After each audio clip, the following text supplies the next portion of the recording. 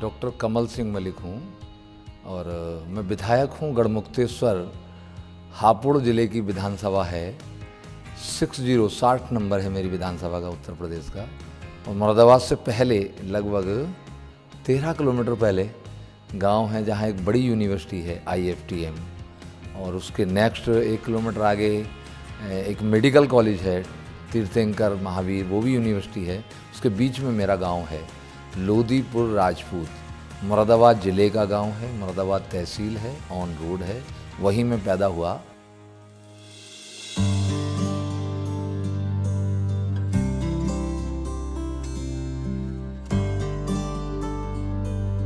मेरे पिताजी स्वर्गीय राम कुंवर सिंह, 2004 में उनका शरीर पूरा हो गया।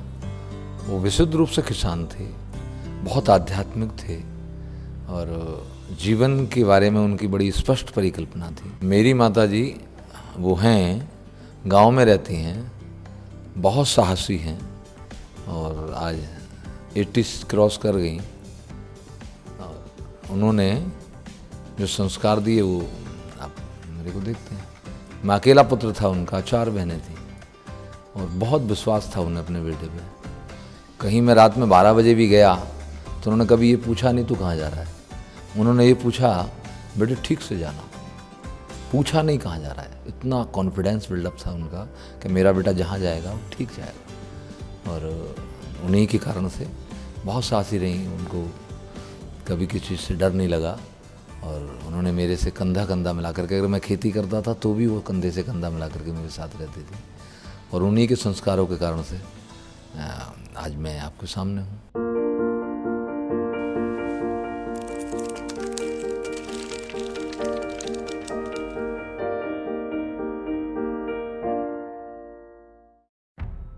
मैं बेसिकली, चूँकि मैं बचपन से लगभग 6-7 वर्ष से अपना एक सामाजिक संगठन चलता है, राष्ट्रीय स्वयंसेवक संघ, RSS के नाम से पूरी दुनिया उसको जानती है।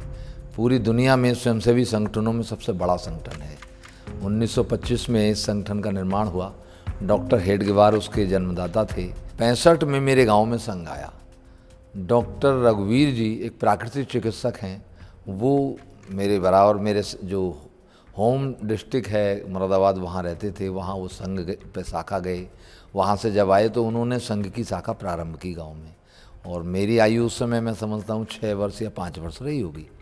और वहीं से मेरे में संघ का बीजारोपण हुआ और उसके बाद ये क्रम आगे बढ़ता रहा। जब मैं 38 ईयर ओल्ड था, उसी समय मुझे लगा कि राजनीतिक क्षेत्र बहुत बड़ा चुनौतीपूर्ण क्षेत्र है।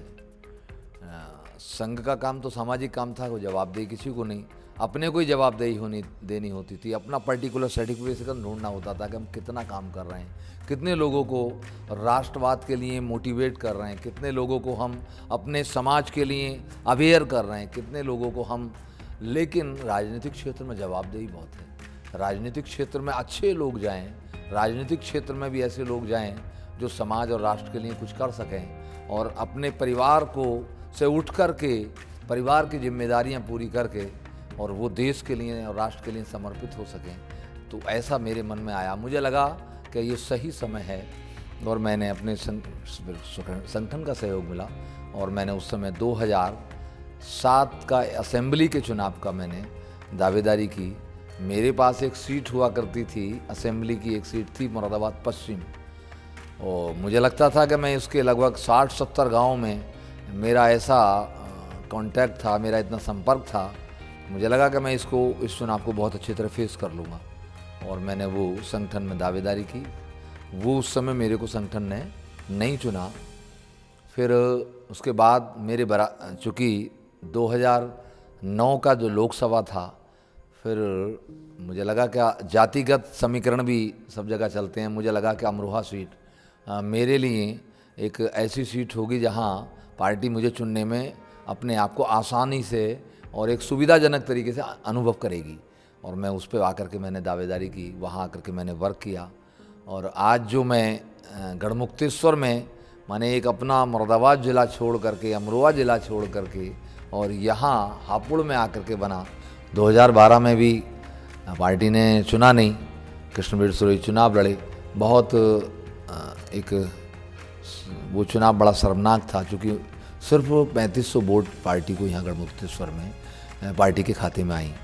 उसके बाद लोगों को लगता था ये तो सीट पार्टी की कभी जीत नहीं पाएगी, कभी जीतेगी नहीं, लेकिन मैं स्टेबल था अपने निर्णय पे और मैंने गढ़ को ही रखा।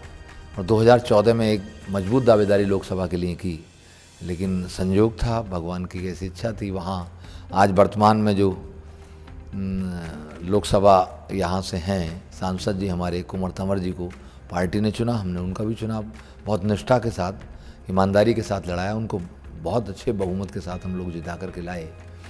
और फिर तब तक फिर 2017 का चुनाव हमारे सामने था। पार्टी में मुझे बहुत कॉन्फिडेंस था, इस बार पार्टी मेरे को निश्चित रूप से चुनने वाली है। और पार्टी के कई सारे लोगों ने, कई सारे रणनीतिकारों ने कहा भी कि आप तो वहाँ के रहने वाले हो, वहाँ आपको लड़ना चाहिए, हम आपको वहाँ लड़ा देंगे, कांट विधानसभा लड़ा देंगे, नौगांवा लड़ा देंगे, आप गढ़ में आपका क्या है। मैंने कहा मेरा गढ़ में सब कुछ है, गढ़ में गंगा माँ है। और मैं अपने निर्णय पार्टी रहा, पार्टी को मुझे चुनना पड़ा और आपके सामने हूँ। लगभग 36,500 37,000 मतों से हम यहाँ जीते।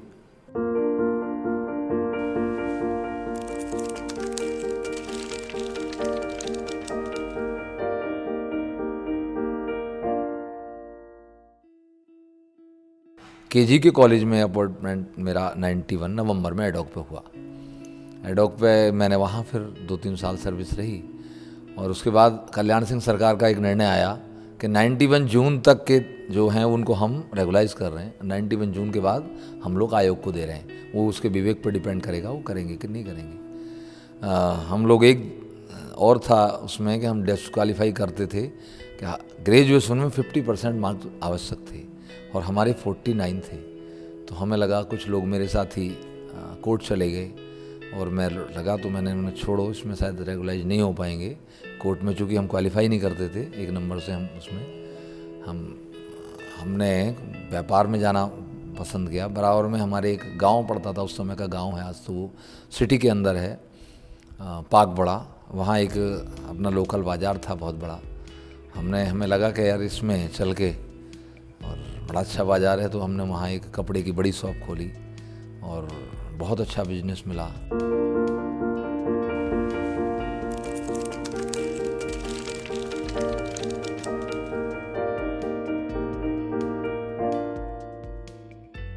मेरे बाबूजी, मेरे पिताजी की एक छोटी सी घटना बताता हूँ, उससे आप उनके जीवन के बारे में आप सोच सकते हैं। मैं पढ़ता था 3 किलोमीटर मेरे गांव से दूर था वो स्थान पाकबड़ा, जहाँ में से मैंने व्यापार भी किया। तो वो कई बार हम मोटरसाइकिल से निकल के जाते थे उससे, तो वो पैदल 40-45 डिग्री टेम्परेचर में पाकबड़ा जाते हुए मैंने कहा, पिताजी कहाँ जा रहे हैं? तो उन्होंने कहा, जवाब दिया, जिससे वो सब्जी लेकर के आते थे, उसका नाम भी मुझे याद है, भगवान दास। वो कहते थे, यार भगवान दास के 50 पैसे रह गए थे कल के, वो देने जा रहा हूँ। आप उनको वो 50 पैसे जिसके रह गए, जब तक उसको पहुंचा नहीं देते थे, जब तक रुकते नहीं थे, उनके किसी पे 50 पैसे रह गए तो उसको लड़ करके ले आते थे। बहुत ही स्पष्ट जीवन था उनका। कभी किसी से उधार लेना, कभी किसी से कोई अपने, हमारा जो कैपेसिटी है उससे बजट से बाहर जाना, ये सब उनको बिल्कुल पसंद नहीं था। और कठोर परिश्रमी किसान थे और उन्हीं के परिश्रम का परिणाम था कि जब मैं 6th क्लास में था तो मैं सारे घर का फाइनेंशियली चार्ज भी मेरे पास ही था। और मेरी बहनें थीं 4 बहनें, एक बहन की उन्होंने शादी की, वो भी मैं उसमें पार्टिसिपेट किया, लेकिन बाकी तीनों की मैंने की। बीच का था, 2 बड़ी थी, 2 छोटी थी। तो मेरे पिताजी बिल्कुल वो फ्री रहे और वो बहुत निश्चल मन के थे। कोई भी बात उनको बर्दाश्त थी नहीं, अगर बात हुई तो तुरंत लड़ पड़ते थे, तुरंत वो एकदम तेज बोलना ये सब करते थे। आज मैं बहुत याद करता हूँ, क्योंकि वास्तव में जीवन तो वही था। अगर हम उस लाइफ को याद करें कि अगर, क्योंकि प्रत्येक मनुष्य का दायित्व बनता है कि वो अपने को जाने में मनुष्य हूँ और मैं एक भगवान का पार्ट हूँ, और भगवान के नज़दीक रहने के लिए क्या जीवन जीना चाहिए, तो मुझे लगता है कि वो जीवन सबसे बेस्ट था, सबसे श्रेष्ठ था। और ऐसे ही लोग भगवान के सबसे नज़दीक होते हैं। और उन्होंने जब वो गए तो वो बिल्कुल बोलते हुए उन्होंने भगवान का नाम लिया, उन्होंने कहा या राम, और उसी समय उन्होंने बोल करके प्राण त्याग दिए। और वो ऐसा जीवन था। तो इसी से पता चलता है कि हम भगवान के कितने नज़दीक हैं।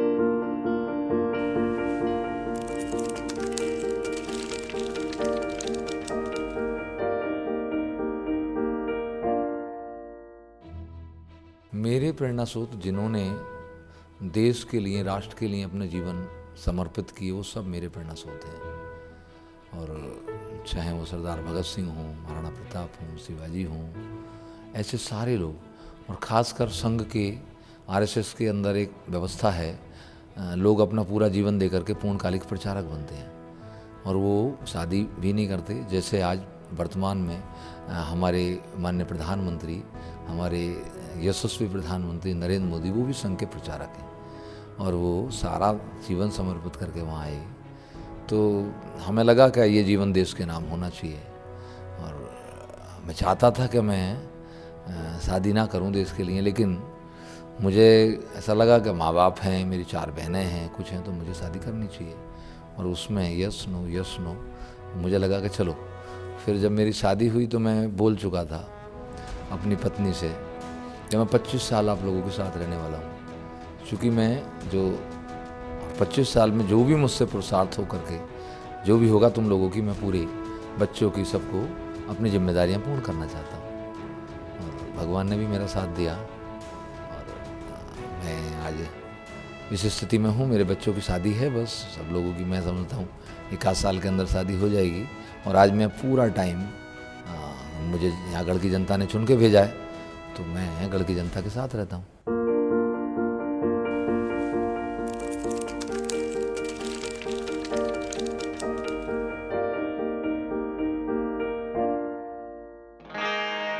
चुनौतियाँ मुझे पसंद है जीवन में।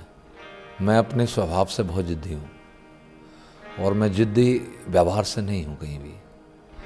मैं जिस दिशा में मुझे चुनौती लगती है मैं उसके लिए काम करता हूँ और बिना चुनौतियों के मैं जीवन में रह भी नहीं सकता।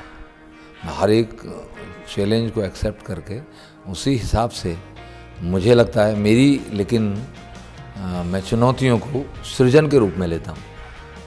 मैं एक और जो हमारे बुजुर्ग कह गए, चुनौती क्या है? एक चैलेंज है। और चैलेंज कई बार हमें लगता है, लोग राजनीतिक क्षेत्र में हूँ, जो विरोधी हैं मैं उसको विरोधी मानता ही नहीं।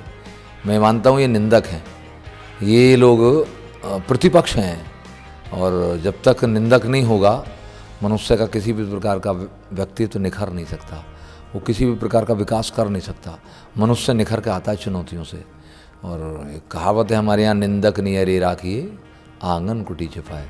हमेशा जो लोग निंदकों को ये चाहते हैं कि हाँ निंदक रहें ना, उनको हम नेस्ता नबूद कर दें, तो वो उनकी सोच कहीं ना कहीं विध्वंसक है, उनकी सोच कहीं ना कहीं मानवता की नहीं होती। मानवता तो ये कहती है, लोकतंत्र हमारा है देश, लोकतंत्र तो ये कहता है हमें अपने जो विरोधी हैं, हमारे जो प्रतिपक्ष है, उस प्रतिपक्ष को पूरा अवसर मिलना चाहिए। प्रतिपक्ष का काम है कि वो वैकल्पिक व्यवस्थाएं खड़ी करके बताए कि हाँ ये ठीक है, और हम अपने को सिद्ध करें कि नहीं, हम सत्ता में रहते हुए हम ठीक हैं। तो ऐसे करके मैं निंदकों को हमेशा बहुत सम्मान देता हूँ, अपने प्रतिपक्ष को बहुत सम्मान देता हूँ और प्रतिपक्ष से ही प्रेरणा लेकर के आगे बढ़ने का रास्ता ढूंढते हैं।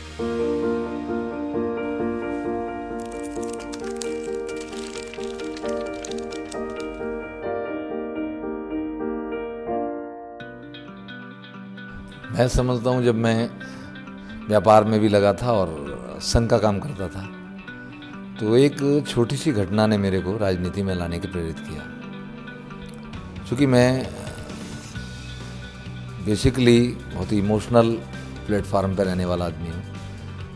हम लोग राष्ट्रवाद के लिए जीने मरने वाले लोग हैं, देश के लिए। और राष्ट्रवाद विशुद्ध रूप से सिर्फ और सिर्फ भावात्मक मुद्दा है। उसको कोई पर्टिकुलर कोई साइंस से या किसी से, फिजिक्स से, केमिस्ट्री से नहीं समझाया जा सकता। वो तो सिर्फ और सिर्फ इमोशनली मुद्दा है और मैं उसी पे जीता हूँ। और मुझे लगा कि जब मैं आया था तो मेरे को पूर्ण विश्वास था, क्योंकि मैं अपने आप को मैथमेटिकली मैं भगवान के कितने करीब हूँ वो मैं अपने को, मेरे को डिस्टेंस पता होता है। और मुझे लगा कि शायद कोई बुलावा है और मेरे को राजनीति में आना चाहिए। और जब मैं बीच में जो 10-12 साल मेरे को पार्टी नोटिस करती थी, लेकिन मैं चुना नहीं जाता था। तो कई बार लगता था कि यार कहीं ऐसा ना हो कि हम वापस जा कर के फिर दोबारा से चीज़ों को खड़ा करना पड़े। तो एक ऐसा टर्निंग पॉइंट लगता था। परिवार वाले भी एकदम उस स्थिति में थे कि इनको आगे अनुमति दी जाए कि नहीं दी जाए। और मैंने कहा कि मैं लास्ट बार है और इस बार पार्टी मेरे को नोटिस करेगी और मैं चुन करके आऊँगा। और मैं उस समय चुन करके आया। तो मैं समझता हूँ ये मेरे उसके लिए टर्निंग पॉइंट था। और दूसरा, मैं अपने लाइफ में जब मैं संघ में जुड़ा तो वो मेरा टर्निंग पॉइंट था, क्योंकि संघ के जो शिल्पी थे जो मुझे मिले, जिन्होंने मुझे बनाया, जिन्होंने मुझे राष्ट्रवाद का वो बीज मेरे अंदर बो करके गए, जिसको कोई भी वो हमेशा पुष्पित और पल्लवित होता रहेगा, वो बड़ा होता रहेगा जब तक मैं सह शरीर यहाँ रहूँगा।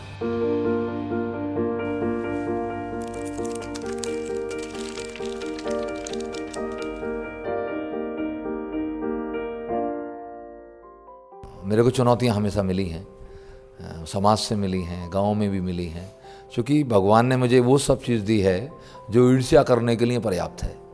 हाँ, मेरे को अच्छी शिक्षा भी दी है, मेरे को अच्छा स्वास्थ्य दिया, मेरे को अच्छे माँ बाप दिए, मेरे को अच्छे बच्चे दिए, मेरे को अच्छी पत्नी दी, ये सब चीज़ अच्छी मेरे को मिली। और चुनौतियाँ मेरी माँ भी मेरे सामने खड़ी करती थी कई बार, और चुनौतियाँ मेरी पत्नी ने भी उस प्रकार से खड़ी की। तो ये दोनों लोगों का मेरे जीवन में बहुत बड़ा हाथ है। एक अमरावती है, एक अनुराधा है। इन दोनों ने मेरे को चुनौतियाँ एक्सेप्ट करना सिखाया और चुनौतियों पे चलना भी सिखाया। और आज मैं अगर कहीं खड़ा हूँ तो मैं समझता हूँ इन्हीं लोगों की वजह से खड़ा हूँ, क्योंकि हमेशा कभी सेटिस्फाई नहीं होते। ना मेरी माँ सेटिस्फाई होती है अचीवमेंट से, ना मेरी पत्नी होती है अचीवमेंट से। आप कितने भी अचीवमेंट कर लो, वो 2 मिनट में कह देंगे ये क्या है, ये तो कुछ भी नहीं है, अभी तो और जाना है।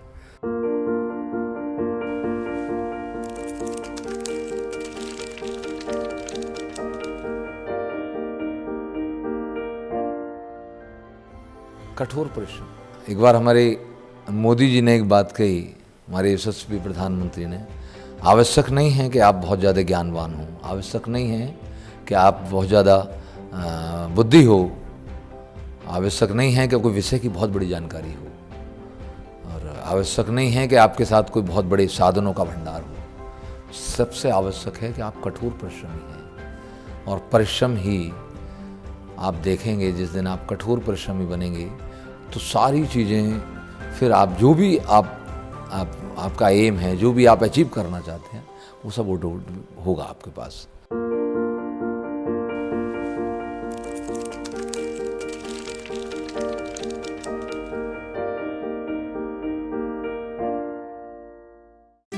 मैं सुबह 5 और 4:30 के बीच में उठ जाता हूँ और मैं 20 मिनट तक सीप करके 1.25 लीटर पानी पीता हूँ।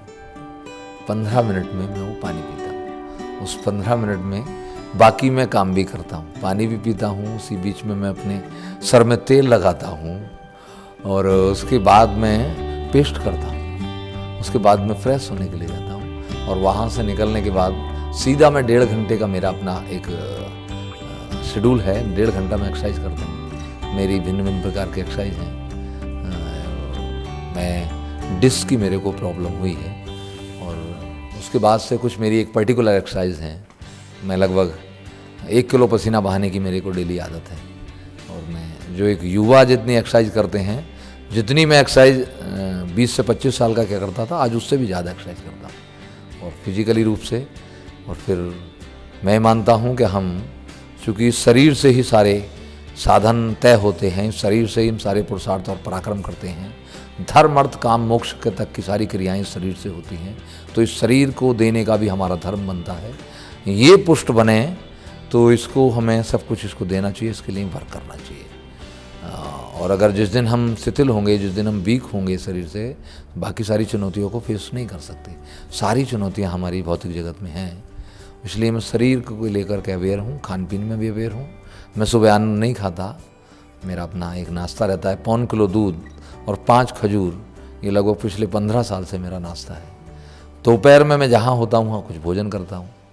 मैं चाय में पीता नहीं, कसम भी खाता नहीं, कहीं होती है तो कहीं से पीता हूँ, लेकिन चाय मेरे लिए कोई इंटरेस्टिंग मेनू नहीं है, कहीं भी मैं पीता नहीं। और रात्रि को भी देर तक वर्क रहता है, 9-10 बजे के आसपास भोजन करते हैं, दूध पीते हैं।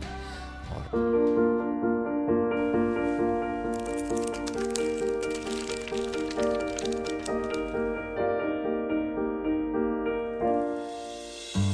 ज़िंदगी बहुत आसान है, उसको टफ हम स्वयं बनाते हैं। ज़िंदगी मेरा अपना पर्सनल फार्मूला है। आप अगर उसको थोड़ा सा भी ध्यान से सोचेंगे, बहुत ईजी है। मैं कहता हूँ लाइफ बटे आनंद, लाइफ बटे आनंद। जीवन का नाम आनंद है। हमें जीवन मिला, हम आनंद के बिना हम अस्तित्व हमारा रह नहीं सकता। और आनंद को नापने का एक मीटर है।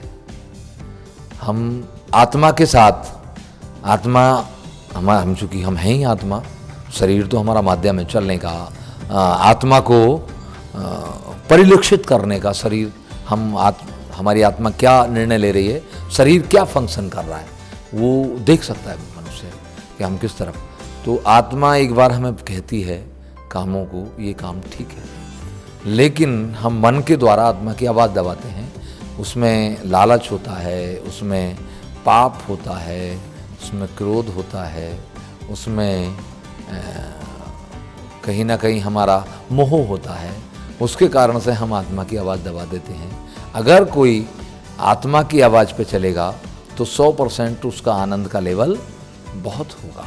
और जब हम आत्मा की आवाज़ छोड़ करके और जगत के मोह की उसमें फंस जाते हैं, मेरा बेटा, मेरी बेटी, मेरा मित्र, और लालच में फंस जाते हैं, यार हमसे ये मिलने वाला है, ये मिलने वाला है, आत्मा की आवाज़ दब जाती है। और फिर हमारे वो 100 नंबरों में से आनंद कम होना शुरू होता है।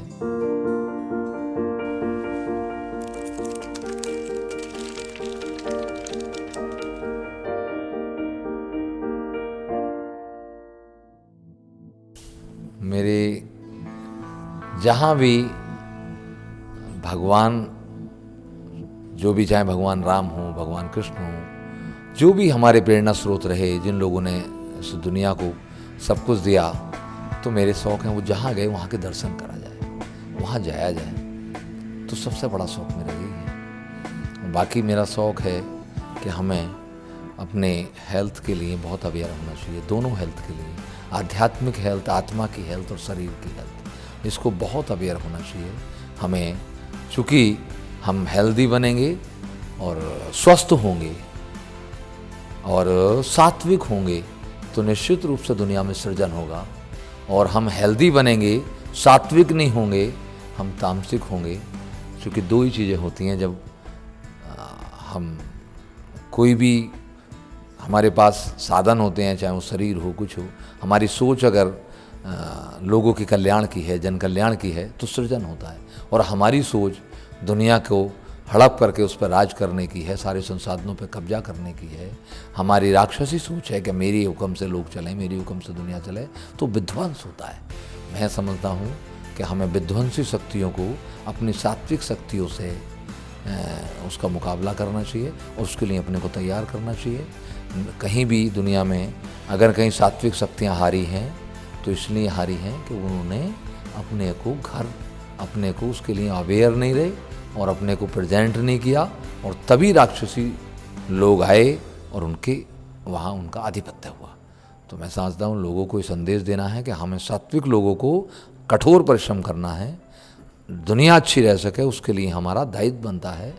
हम उसके लिए बहुत अवेयर बने, मेहनत करें, कठोर परिश्रमी बने, लोगों के लिए हमारे दिल में प्यार हो, हम लोगों को, सबको जो भी कुछ हमसे हो सके उनके लिए हम कुछ दे सकें। और हम तभी दे सकते हैं, घर परिवार इस सब से हम तभी ऊपर उठ सकते हैं जब हम मेहनती होंगे, कठोर परिश्रमी होंगे। जब घर परिवार कोई कुछ नहीं दे पाएंगे तो देश को भी कुछ नहीं दे पाएंगे। इसलिए हमारा मेहनत, कठोर परिश्रम करना।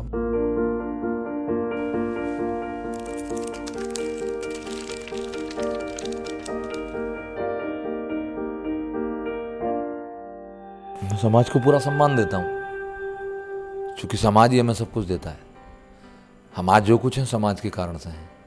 समाज है तो हम हैं। किसी व्यक्ति को जाकर के जंगल में घर बना दो, वो रह नहीं सकता, छोड़ आएगा। आप कितनी बढ़िया उसको कोठी दे दो 10 करोड़ की, उससे जंगल के बीच में छोड़ दो, नहीं रह सकता। समाज ही सब प्रकार की सुरक्षा देता है। समाज हमें मोरली संस्कार देता है। समाज ही हमें राष्ट्र की और उसकी सारी प्रेरणा देता है। समाज ही हमें सब तरह की सुरक्षाएं देता है। तो इसलिए समाज को पूरा सम्मान करो। प्रत्येक, मैं तो राजनीतिक रूप से यहाँ विधायक हूँ, जनप्रतिनिधि हूँ।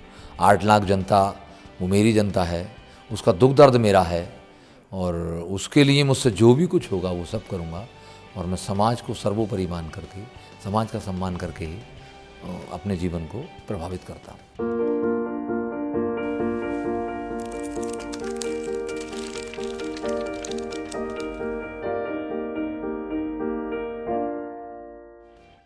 मैं इंडियन स्टोरी के व्यूज़ को मैं ये संदेश देना चाहता हूँ कि जीवन बहुत महत्वपूर्ण है, बहुत छोटा सा जीवन है। इस जीवन को सिर्फ और सिर्फ व्यक्तिगत जीवन में मत बिताइए, सिर्फ 4-5 प्राणियों के लिए मत बिताइए। ये जीवन पर सबका अधिकार है, पूरे देश का अधिकार है, और इसको चरणबद्ध तरीके से देश और समाज के लिए भी अपने को प्रस्तुत करिए। आप अपने को सिर्फ और सिर्फ घर और परिवार के लिए आए, और जिस समय 50 तक आए उस समय अपना बीपी नपवाना शुरू कर दिया, उस समय आपने अपना शुगर नपवाना शुरू कर दिया, और आप रिटायर्ड हो गए, घर बैठ गए। आपका काम था कि तुम्हें मिले थे 50 साल, वो सिर्फ बच्चे और परिवार के लिए मिले थे। अब जो आपका अगला जीवन 50 और बचे, वो देश और समाज के लिए बचे हैं।